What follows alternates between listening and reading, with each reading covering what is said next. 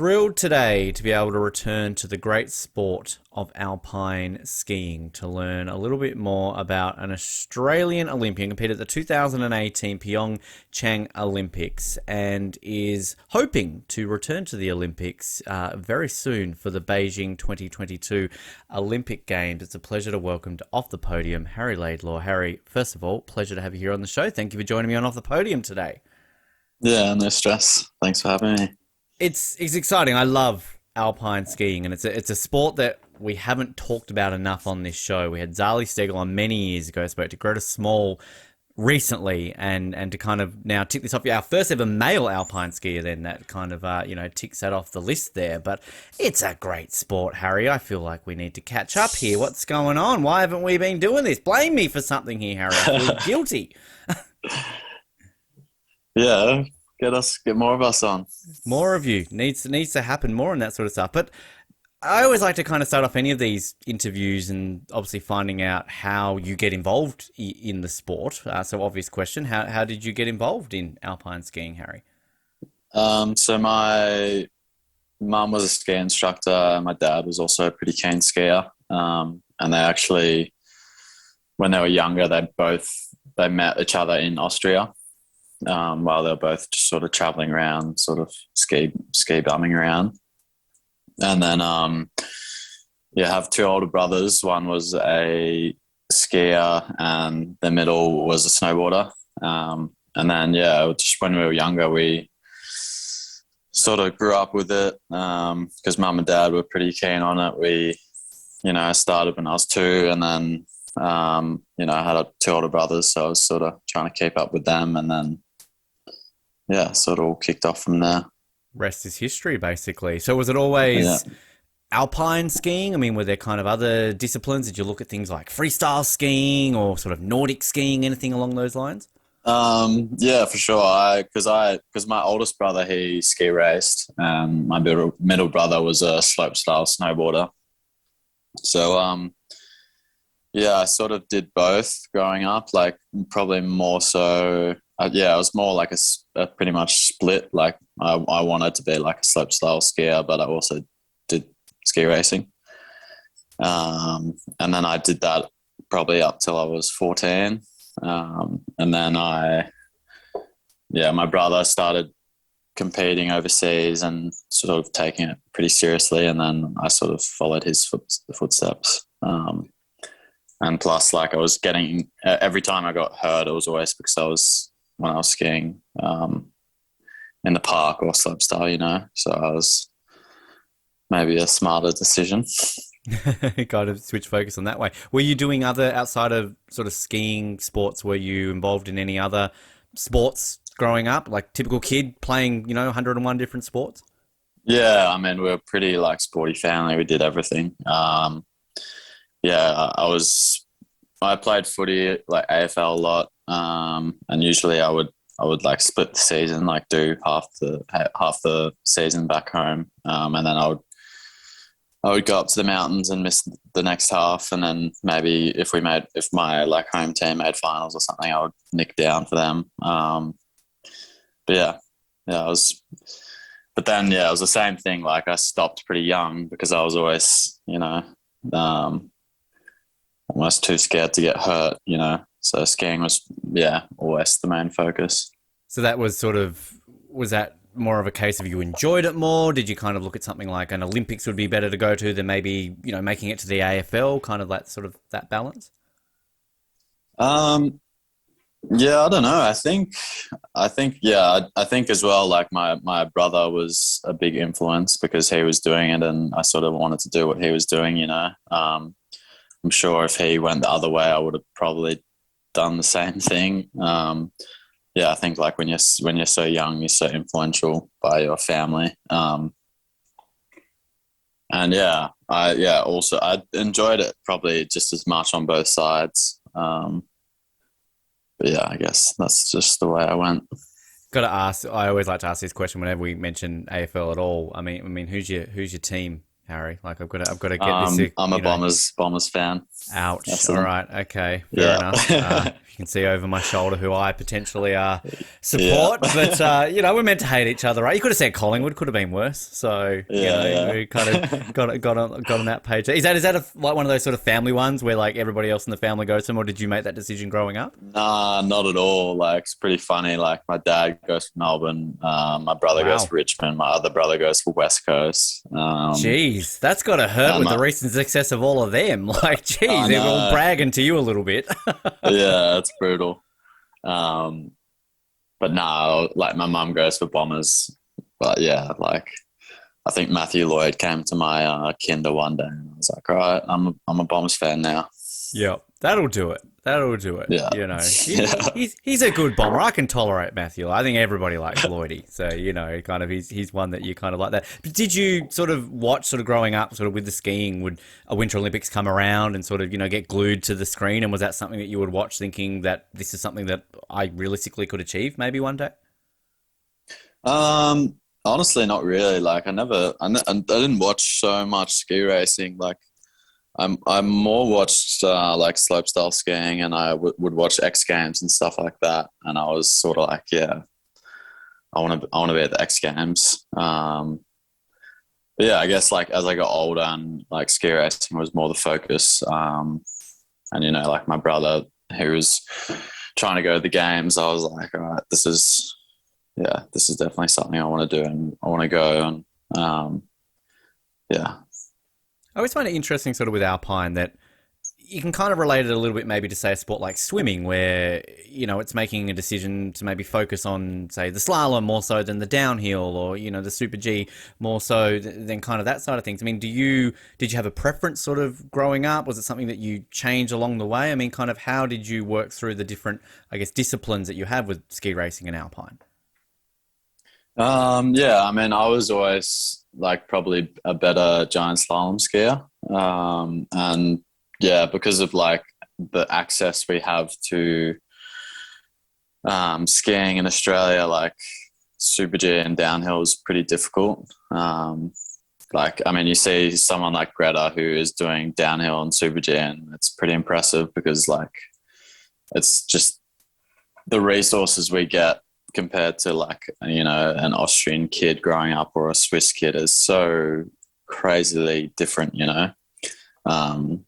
like there's just, you can't really train it or, train it at all in Australia. So it's something you sort of start doing later in your career. But yeah, for me, it was like, I was always probably, giant slalom was probably my best discipline. And then, as I got older, I sort of thought like I might as well just sort of focus all my energy into one discipline. And yeah, I mean, we ski other disciplines here and there, but yeah, the main focus is giant slalom. Which is that a common thing amongst ski racers, that you can just really focus on one? Because it does seem to be that sort of one, maybe outside of, say, short track, but potentially an event where, Winter Olympics, you can do cross disciplines, and a lot of people seem to do that. But I mean, is that a thing that maybe a country, as you're saying, from Australia, where maybe it is more of a let's just focus on one, rather than an Austrian who was maybe doing sort of all the events, so to speak? Yeah, I mean, I think it's hard to. I mean, I think if you're like a good skier at a young age, like you can cross over to Super G or downhill quite easily if you have strong fundamentals of skiing. It's quite an easy switch over, and you can sort of figure out the line and everything. But yeah, it's hard to say, I think. But yeah, I think like when you don't have the resources, it's better to just focus on sort of what you can with what you have. And is it more of a difficult aspect then if you want to get into, say, downhill or the Super G, going back to that resources thing, that it's not something you can really do in Australia, that when you all of a sudden give that a crack for the first time, that there's much more of a step from a GS up to a downhill, rather than maybe the other way around, going from a downhill to a giant slalom? Yeah, for sure. I mean, there's so much to learn like skiing downhill, like the line is super important. Also, like, the equipment is quite important. Like you have to have fast skis and, like the guys that are skiing on the World Cup, like they have a whole team behind them, like making their skis fast and making sure they have the best equipment. So I think, there's making that step is not easy, but it's for sure possible. It must be a pretty crazy feeling, though, that first time you get to go on a downhill and get to some of those speeds and kind of go down a course. I mean, do you remember sort of that first time you ever got to do a downhill and what that was like? Yeah, for sure. I mean, it's pretty loose. Like, I mean, when you're not used to like going those speeds and, but you slowly get used to it. Like every run you're doing, you sort of, you get used to the timing and like everything coming at you a bit faster. And, but yeah, definitely the first days I've like skied speed. It's pretty scary. What are the best ones to do in terms of just pure speed, adrenaline? Like, is there a certain course that any downhill skier, even no matter how attuned they are to skiing around the world, still gives a bit of fear into the bones?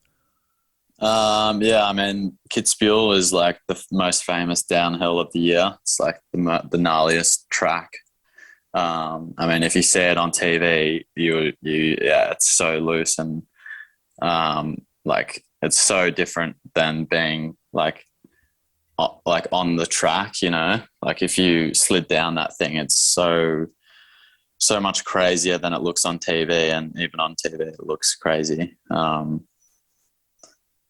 yeah, there's a lot of hype around that race, and there's always like crazy number of spectators, and it's a pretty cool event. Have you done it? No, I haven't, but maybe one day. Maybe one day. There you go. Kind of tick it off the bucket list. I mean, do you kind of look at sort of events like that and have like a bucket list, kind of as you're progressing through the ranks that, well, you're mentioning, say, the X Games and then, the Olympics and then kind of doing, certain World Cup events. Is that kind of something that you go through the motions as you progress up the ladder? Yeah, I guess so. Like, I guess you start at like a Europa Cup level, and then you want to start on the World Cup and, sort of follow the World Cup circuit. So that's like sort of the ultimate goal, is being on that World Cup circuit and being a competitor, not just, you're not just doing it just to do it. It's, being there to compete. In terms of when you decide this is what I want to do, I want to pursue this as my sport, my career, at what point then are you sort of switching focus to, okay, I've got to chase the snow, Northern Hemisphere winters, and obviously trying to come back to Australia where you can, no doubt, go to Mount Hotham, places like that, and kind of at what point when you're progressing through this, is this all of a sudden realization that I can, going on what you're saying, kind of going through these and kind of making this what I want to keep pushing towards and achieving? Like when do you realize that? Realize you have to do that? Kind of like at what point, sort of when you're going through those and really chasing it, is that kind of what you're realizing? Yeah, I guess, well, like you see the guys that are living in Europe and they have, they're over here. They live here, so they can do that, but you sort of, I mean, pretty early on you think like you have to start doing that pretty early on, chasing winters and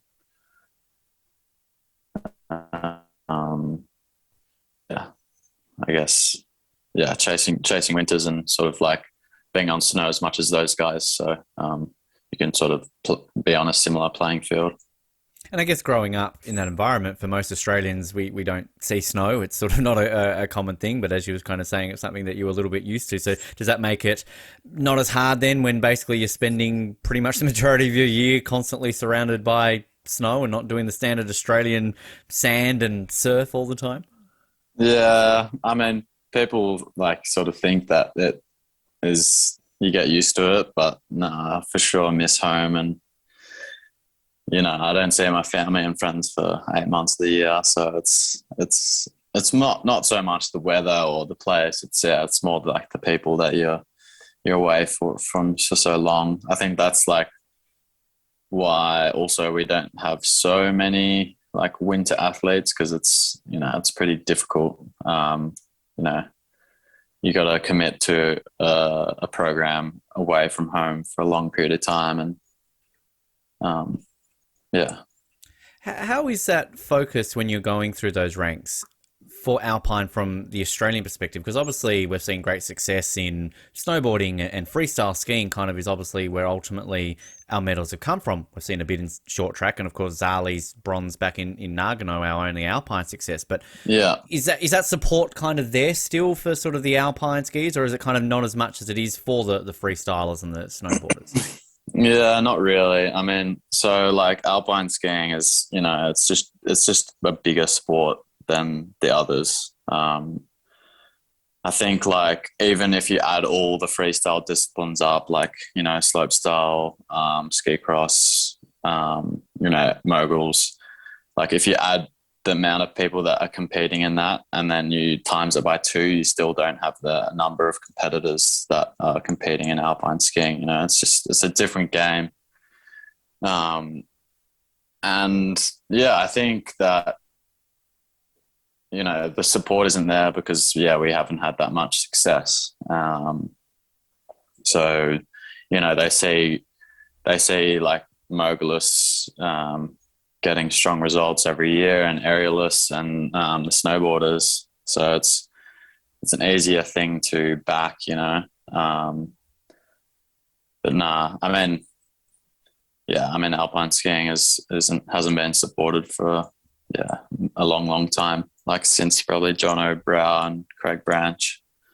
It's fascinating to think that though, because it's the progression of winter sport in Australia and kind of what we focus now going into an Olympics, and kind of this expectation that we're going to walk away with medals. I mean, you were, I think, 2 when Zali won her bronze back in Nagano, but that was still such an achievement for Australia to walk away with a medal, let alone kind of in alpine skiing. And I guarantee it's one of these ones that if you had a trivia of name the winter sports that Australians have won medals in, I guarantee you'd probably get them all, and people would struggle to even realise that Australia have medalled in alpine skiing, which, I mean, as you were saying, the amount of people, I mean, this is the blue ribbon event of the Olympics. This is what this is like the 100-metre sprint of the Summer Games. It's like the downhill for the winter. Like, this is pretty much the main event, which is strange to think that Australia just sort of hasn't found that way after what happened with Zali, and kind of we've switched focus to different models of skiing.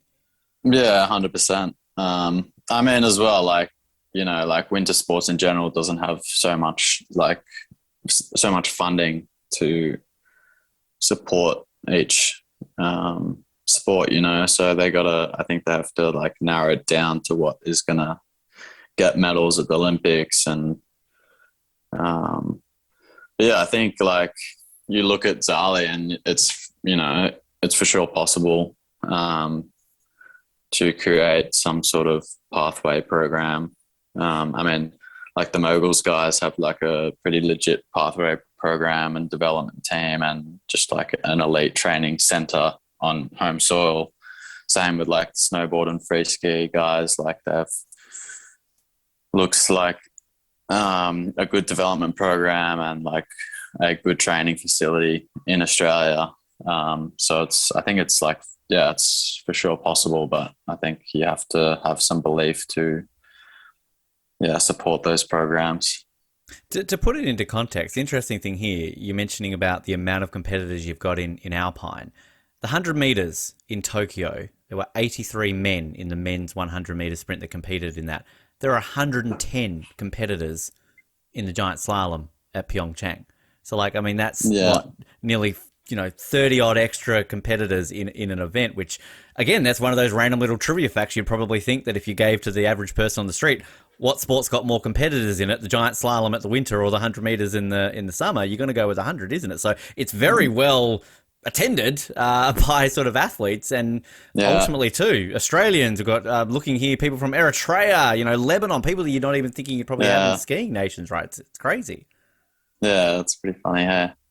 Yeah, it's fascinating. And how is that then when you are competing in a sport like this where I guess Australia is seen as, not a powerhouse in alpine skiing by any stretch of the imaginations, but you do kind of have that weird diversity of nations in some way, that you do have someone from Eritrea, South Africa, places like that where you're not thinking of skiing. Like, do you kind of bond with some of these athletes a little bit more? Like, hey, you're also from a country where, maybe we're not kind of seen as a snow country. Like, let's hang out a little bit, grab a beer. Yeah, I mean, the snow like community is pretty small, and not like alpine skiing. You sort of know everyone, so yeah, I mean, everyone gets along pretty well, and yeah, it is cool to see like some smaller nations doing well, like on the women's side, Alice Robinson, who's a New Zealand skier. I mean, she's like, yeah, she's a legit competitor on the World Cup, and it's cool to see someone from, it's a bit of like an outcast. So yeah, no, it's super cool to see that. Yeah, I mean, the first ever winter medal from a Southern Hemisphere nation was New Zealand, so that they got that, of course, back in Albertville. So they beat us slightly there, Harry. Yeah. I think we've kind of caught up. It took them another 26 years before they won some more bloody medals. So we kind of got a nice lead in that. I always love finding out from guests on the show who've been to the Youth Olympics, kind of about that experience. You went there in 2012. What was that whole experience like, going to a Youth Olympic Games, and does that sort of give you a bit of a preparation for what would follow 6 years later when you do go to Pyeongchang?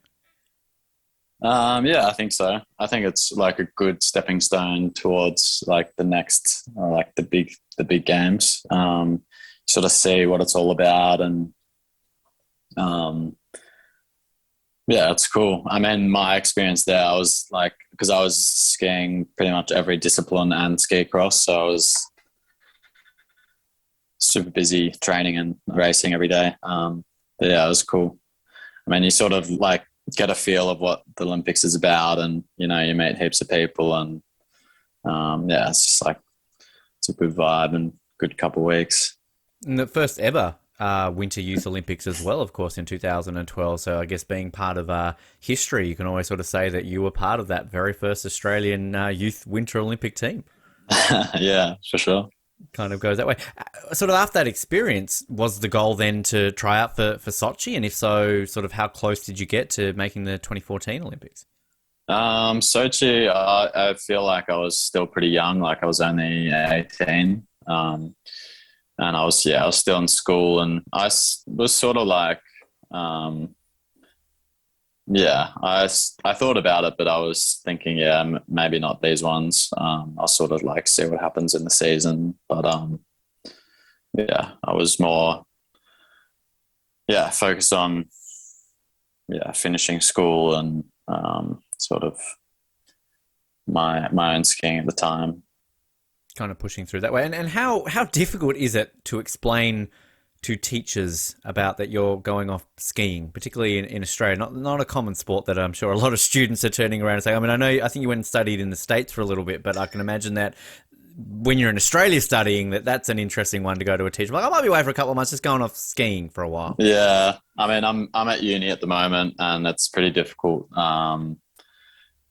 Yeah, explaining what I'm doing. And like, I mean, I remember last year I came to Europe in August when like COVID was popping off. And I was like sort of talking to my lecturers saying, yeah, I'm actually in Switzerland at the moment. And yeah, they were pretty baffled. Can you play the Olympian card though? Can you just be like, well, I am an Olympian, so Yeah, a little bit. Yeah. That's got to change their minds a little bit. Like, I'm sure that they're like, oh yeah, you're off in Switzerland skiing, I'm sure you're right. Like, well, no. Like, Google me. Here I am on the AOC website. I'm an Olympian. Right, come on. Like, this is me. Yeah, definitely does help a little bit. Yeah, play with that card. But you mentioned before about it wasn't necessarily a goal for the Olympics, but at what point did it kind of click to you that an Olympics is a possibility? Yeah, I guess like probably, when was it? Like, yeah, just before the games, like, I don't know, maybe 2016, I started to like ski. I started to ski pretty well.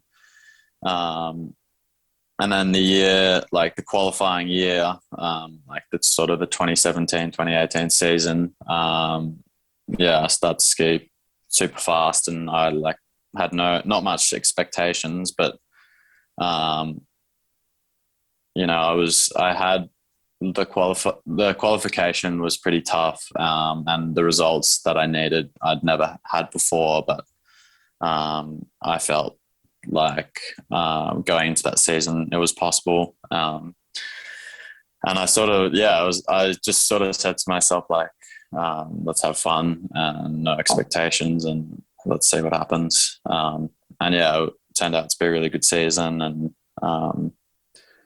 ended up getting there in the end. Ended up happening. Which, do you remember that moment when you officially knew that you had that ticket punched and you were going to the Olympics? Well, it was a bit of a roller coaster because so I initially, like, I had the best results from that 2017, 2018 season. And like the other guy, Dom, that I competed against, like, we raced a lot against each other that season, and I was pretty fast comparatively to him. And he ended up getting picked before me because he had a good result from the season previous.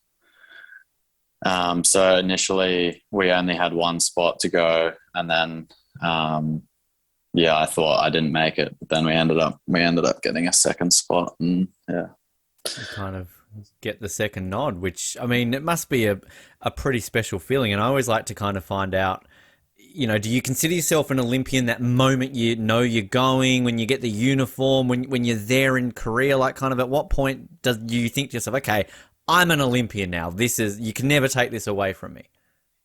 I guess, like, when I sort of, like, kicked into the start gate, and I was there because, like, I was always, like, because we had about a week or week and a half before we knew that we were going, and I was sort of like, I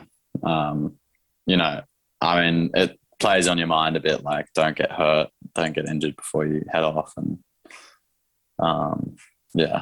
Which is, it's fascinating. I always love hearing this from our winter athletes, because it's that such fine line that you're selected or can be selected that close. We've had summer athletes who've known a year before the games are on that they're going to the Olympics. You're like weeks out, which is just crazy, because you've got to get from that moment of I'm going to it's a competition. You've still got to go there to compete. You can't just let it take over, right? So it must be mentally a very interesting experience. Yeah, for sure. I think as well, like, because I was injured last year and I didn't really have much of a season, so I couldn't really showcase what I thought I was capable of. It's sort of like an intense couple months, or like 2 or 3 months, when the qualification period starts, and you're sort of on a time clock. And I think the best way to go about it is just sort of like enjoying the time over here, and realize how lucky you are to be in Europe, especially at the moment, and just sort of seeing what happens, I guess. Do you take any moments during 2018 to soak up the little things about being in an Olympics, village life, pin trading, bumping into these, great athletes from around the world, ceremonies? Like, are you doing any of that, or are you so focused on competition that you didn't sort of take any of that in? No, I was pretty like, it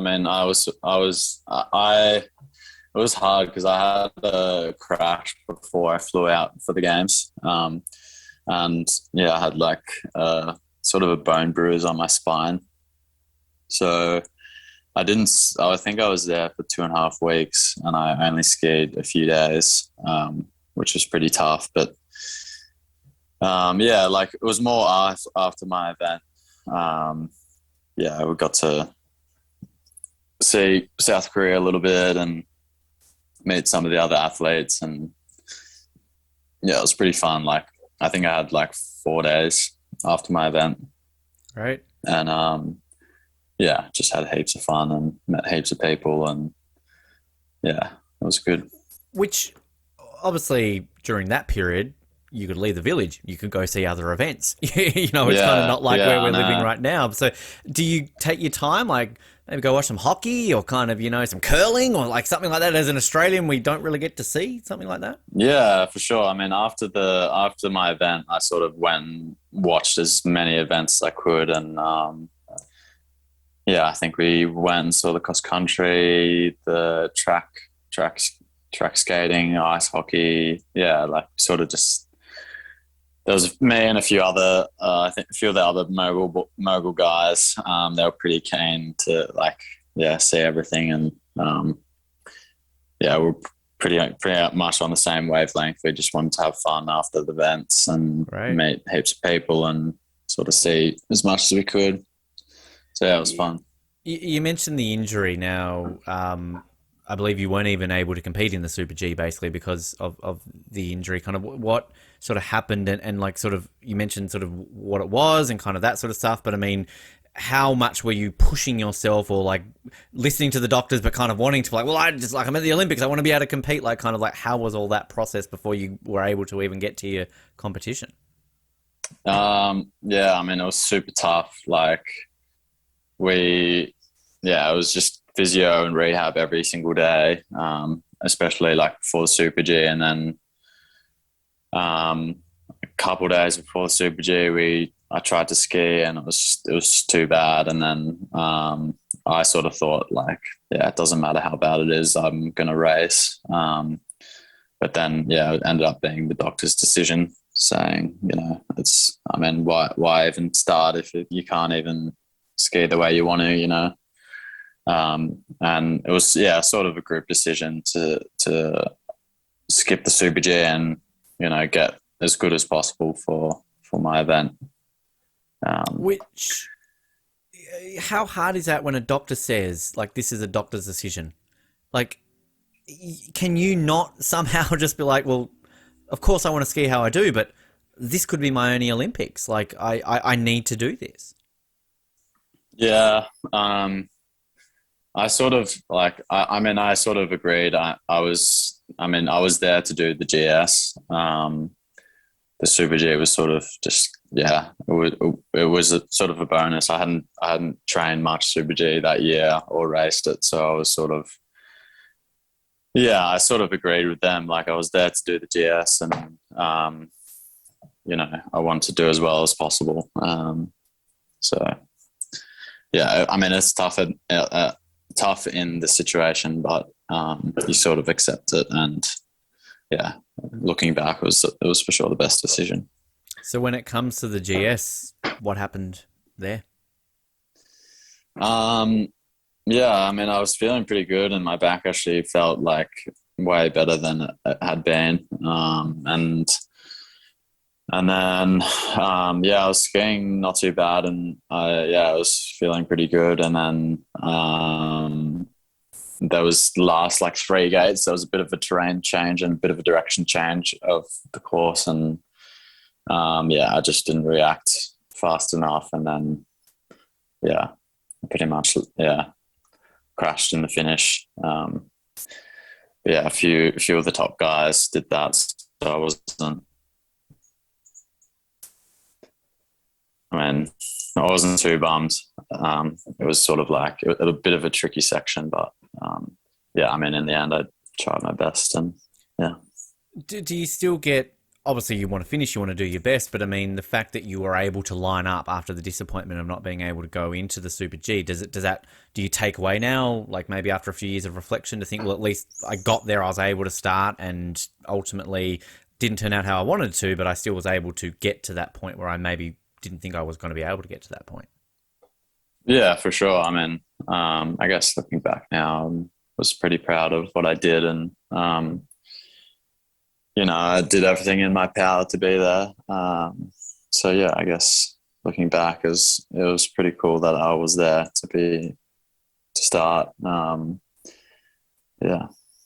Is it something that we've heard a lot from, say, some of our summer Olympians, medalists or not, that they obviously come back and go to schools and talk their experiences and things like that? How does that work for somebody from the Winter Games? I mean, do you end up going to schools closer to, say, Mount Hotham, Mount Buller, a place like this, where maybe you can talk to these kids a little bit more with the accessibility to skiing? Or are you still going around to places to try and, I guess, recruit some kids to get into Alpine so we can push this sport a little bit further than it should? Well, that's at right now, really. Yeah. Yeah, not really. I mean, it was sort of hard because so after the games I went back over to Europe because my season wasn't done yet. I still I still had competitions to do, and yeah, most of the other guys, they all went back home, and there was sort of a list of like school appearances and whatnot. But no, I never really had the opportunity or time to do that. But yeah, I mean, in the future, I definitely would be keen to, because I think, like, I mean, for me growing up, I always had like older athletes to look up to and to get inspired by, and yeah, I think it's super important. Which, is it a sport where you can poach people? Like, can you poach people from freestyle skiing? Like, they seem to steal all the gymnasts when it comes to aerials. Right? Well, that's why we've got no good gymnasts. Well, I said we've got good gymnasts, but as in we've got no gymnasts who are winning medals, right? Because they just steal them to do fucking aerial skiing. Like, can you steal some of these freestyle skiers and bring them into Alpine to be like, hey, come over to the real skiing. Come on. Nah, I mean, most races like would go the other way, like racing to free ski, because I think you have better fundamentals of like learning to actually ski, you know. So I don't know. I think Alpine's a tricky one to like really recruit others from other sports, but yeah, you never know until you try, I guess. You never know. Well, the one actually too, we've had a lot of ski jumpers on recently, Harry, and a couple of them have mentioned how they sort of used to do Alpine and then kind of they went into a bit of ski jumping because of, you know, the jumps and the downhill and things like that. So on the flip side there, if you ever think of changing, Australia's never, ever had an Olympic ski jumper. So you could think about that. You know, go to Beijing, kick ass there on the Alpine, but come Milan, like create history as Australia's first ever ski jumper. So there's an idea for you to think about moving forward. I don't know. I sort of look at those ski jumpers and they're like tiny guys. Like they're pretty, I mean, they're tiny. I think I'm maybe too heavy for ski jumping, but well, yeah, we'll see. you never know. So at the time of recording this, sort of mentioning a little bit off air that the World Cup season started. The plan is to try and get to Beijing, to your second Olympics. Sort of what's the process now? What do you need to do, and how are you feeling as you push towards a second Olympics? Yeah, so I'm in Europe at the moment, and the process is pretty much just whoever is the best Australian guy who's competing the best, you know, on the Europa Cup and the World Cup. And yeah, I feel pretty good about it. I had a pretty good preseason last year. Like my summer ski season was really good, and I was feeling really good going into the season. And then unfortunately I got hurt, but a lot of my teammates that year, they had quite good seasons. So at least it was somewhat of a good comparison, you know. But no, like I feel good about this year. Yeah, I like, as I said, I'm not really expecting heaps. You know, I worked super hard, and I sort of skiing feels good at the moment. So I'm just sort of trying to have fun and sort of see what happens, but not put too much pressure on myself. Is it a sport in which, say, it doesn't go to plan and Beijing doesn't happen, that, you know, as you keep going towards Milan, you'll sort of be approaching 30, but is that sort of still a peak age? Like, is that sort of something that you can still go, okay, well, Beijing maybe happened, but I've got 4 more years now to kind of get myself back into that form that got me to Pyeongchang, basically? Yeah, for sure. I mean, most of the top guys are around 28 years old, 28, 29. So, I mean, there's for sure some young guys in there that are like on the podium on the World Cup. But yeah, like mostly they're older guys that are sort of make up the top 15 or so. Pushing it that way. We're going to get to some get to know you style fun questions to kind of close this out in just a moment, Harry. Two quick fire things that I just want to kind of ask you here. First of all, we're big fans on this show of a certain Esther Ledecker. Now, we talked to Greta a lot about Esther and just sort of her achievements in, winning gold in both snowboarding and skiing. I mean, is there an enigma around someone like Esther, like kind of, when you see, I don't know sort of how closely the men's and the women's sort of circuits relate there, but I mean, that she can do that. And then back to my thing about ski jumping, that, again, side hobby, you could be winning medals in ski jumping and alpine and one-upping Esther here. Like, come on, think about that. Yeah, I mean, what she did was nuts. I don't reckon there'll be anyone doing that for a long, long time, or unless she does it again in the next games. But yeah, I don't know. I actually, there was one skier. He was doing ski cross, and he was a pretty legit ski cross skier. And also in the summer he was doing BMX or something, and he went to the Olympics for BMX maybe. But yeah. I mean, you sort of need to find like two sports that sort of like correlate somewhat. Yeah. But yeah, I mean, some of those top athletes are like, just crazy athletes. So they can quick learners or good correlation of the two, It's always fascinating when you see multiple sports and like to be able to do that. And like as you're saying, like there are a few sort of summer and winter kind of alternate between it, but it's crazy to think about the dedication that you've got to put. I mean, you're putting enough dedication into one sport to be able to go like, oh, I'm going to do this and cycle it, alternate between those winter and summer cycles. It's fascinating. Like, is there a summer sport that you would look at thinking like maybe, give this a crack? Paris 2024, you never know. Yeah, I don't know.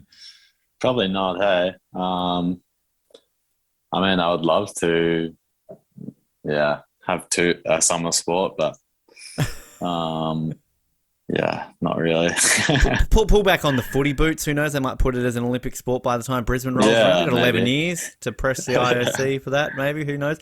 The other one I love learning about, cowbells. How sick of cowbells do you bloody well get? Because Jesus Christ, they either must be incredibly annoying or they must help you out down those hills. They're pretty intense. Those Austrian, European fans.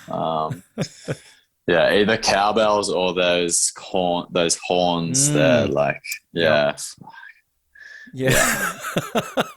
Is there an Australian equivalent? Can we do something when it comes to Australia? Like, can we get the didgeridoo out or something like that? Maybe. That would be sick. That'd be kind of cool to kind of go that, because I don't know, like, what our equivalent would be, because it's just fascinating why this is a thing. Like, what is it about? I know, it's funny, hey. I guess they've just been doing it so long that they don't know anything else. Used to it. It's like the World Cup when it was in South Africa, those vuvuzelas. It's kind of like, geez, mate, brutal. Remember those? Like, God. Yeah. Couldn't get them out of your head. They're all like, God. And then people would bring, like, they were like A-League for about a couple of years after that, I feel like. It was just this trend. It's like, hey, vuvuzelas. Like, things that deserve to stay in the past, right? Yeah. Never bring back the vuvuzela. But no, didgeridoos at Australian events. We'll try and we'll make it happen. Now, as I said, we like to close out with a series of sort of get to know you style questions. Now, these are based on a questionnaire that Team Canada gave their athletes ahead of both Pyeongchang and Rio. There's a bit of a drawing element. Again, it's not compulsory. If you feel the need to draw, you can draw a picture of yourself. Draw a place from a hometown, little images here. And I'm telling you now, the guest I've chosen today, Erin Melizinski, she has drawn some pretty good pictures here. Maybe the best I've seen. So, wow. Like she's drawn an elephant, which legit looks like an elephant. It doesn't look like a stick figure or something. So good job there, Erin. All right, we'll start off with first question. Your favorite ever Olympic moment is? Favorite ever Olympic moment? Probably, I mean, this summer watching the Tokyo Games, like watching the skateboarding and watching that young Australian boy win one of the medals was pretty sick to watch. Yep. Yeah, I mean Esther Ledecker in Pyeongchang, that was just nuts. And like just because she was such a big underdog in the Super G, and it was just like, yeah, she was just, no one was thinking she was going to win, and I love those stories. Yeah, and the best quote ever. And then she goes and wins the snowboarding is just like, yeah. Crazy. Yeah. I still say Lindsey Vonn's quote that I just got beaten by a frickin' snowboarder is probably one of the best quotes ever heard, ever uttered. So I want that on a T-shirt. If you could have any superpower, what would it be? Superpower, probably to fly. Yeah, and I could fly home for a little bit and then nick back here. Works. Like it. Good one. Your favorite sports movie is? Favorite sports movie? Mighty Ducks. Hey, there we go. Best answer. Now, are you a fan of all three, or do you just kind of stick to the OG and ignore the sequels? Yeah, OG, I think. OG. Yeah, go that way. Have you seen the TV show on Disney Plus at all? No, I haven't. Didn't know that existed. Yeah, that's sort of in the last 12 or so months. It's called Game Changers. It's okay. Emilio Estevez's in it, so Gordon Bombay returns. So it's nice. It's got its moments. Now, often these alternate these questions between different athletes, and there's one here that's not on this question, but I want to ask you this because I've got an answer for this one, which I don't know if you get all the time. But if there was to be a movie based on your life, who would play you? I don't know. I'm going to say this because this has been bugging me not bugging me, but I'm like, Jesus Christ, Zac Efron. Tell me you get Zac Efron. It's seriously this whole time I'm like, this is Zac Efron. Like, this is a thing. I've been out a few nights before, and someone has said it, and I'm like, nah. Play it to your advantage, Harry. That's not a bad one to do. Like, come on, you should be like, yes, I am Zac Efron. I think I just have some High School Musical trauma from Zac Efron, so not quite going that way with it too. The only person I ever got compared to was Carl Sandilands when I was younger, and that's not somebody you want to pretend to be. So I would much rather Zac Efron if you can take it. So yeah, I'll take it. Yeah. Go for that way. Your funniest childhood memory is? Oh, funniest childhood memory. I mean, I grew up at Hotham, doing ski seasons up there, and I remember me and our brothers used to do just little shitheads running around doing bad things. But yeah, I don't know if I have really standout memories. Yeah, that's a hard one. Was there any of these little shit things that you did that you care to share at all? I think we definitely got kicked out of a few restaurants, banned from a few restaurants from fighting and whatnot. But right, like fighting over the sauce or the last chip or something, or just I don't know. We were always fighting. It was ridiculous. Why not? There you go. Your favorite pump up song is? Pump up song. Also a hard one. I feel like my music taste is always changing. I like when I'm about to start, I like instrumental music that usually pumps me up. Great. Sort of like Hans Zimmer sort of vibe. Nice. That works. I like that. It's epic. Kind of gets you in the zone, which I'm guessing you don't want the AirPods when you're skiing, right? Though you can't kind of have that to add to a bit of a track, add your own score to your own event. Yeah, basically. That'd be cool, but you're not allowed to put music when you. But yeah. Oh well, we'll get them to change that one day. Appeal to the kids. It's all about the ISC is all about the kids getting into the sports, right? Yeah, 100%. That would work. The most recent TV show that you binge watched is? Binge watched Squid Game. I smashed through that. Okay. What were your thoughts? Good. Loved it. Yep. it's good to see like a international show sort of explode like that. Go that way, which I love. All the Halloween, like at the time of recording this, Halloween's just happened, and all the people dressing as Squid Game, right? Like this has got to be the #1 Halloween costume for 2021. Yeah, I know. Yeah. It's fascinating to see how that goes.